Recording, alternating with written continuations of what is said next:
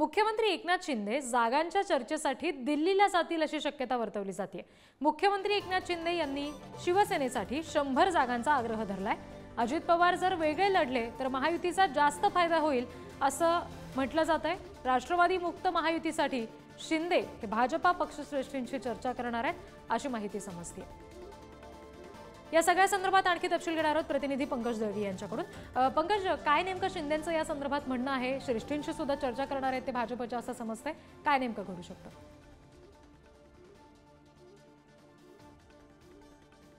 ही माहिती आपल्याला मिळते त्याच्यानुसार एकनाथ शिंदे हे आज रात्री किंवा उद्या अशा 1-2 दिवसात दिल्लीला जाण्याची शक्यता आहे। दिल्लीला जाऊन अर्थातच जागा वाटपासंदर्भात चर्चा होईल। मात्र अजित पवार यांचं करायचं काय किंवा राष्ट्रवादी काँग्रेसचं करायचं काय हा महायुतीसमोरचा प्रश्न आहे। कारण लोकसभा निवडणुकीमध्ये बघितलं तर फार काही परफॉर्मन्स राष्ट्रवादी काँग्रेसचा दिसून आलेला नाही आणि त्यामुळे अजित पवार यांना जर का बाजूला ठेवलं किंवा अजित पवार निवडणुकीच्या वेळी वेगळे लढले तर महायुतीला फायदा होऊ शकतो।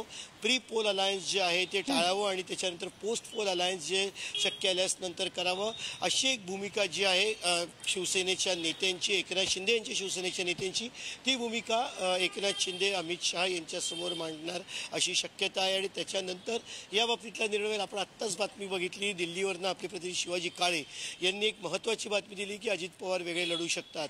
ही बातमी सुद्धा त्याच महत्त्वाची आहे त्या दृष्टीने, कारण अजित पवार वेगळे लढावेत असं महायुतीतला प्रमुख पक्ष असलेल्या शिवसेनेचं सुद्धा म्हणणं असल्याची माहिती मिळते।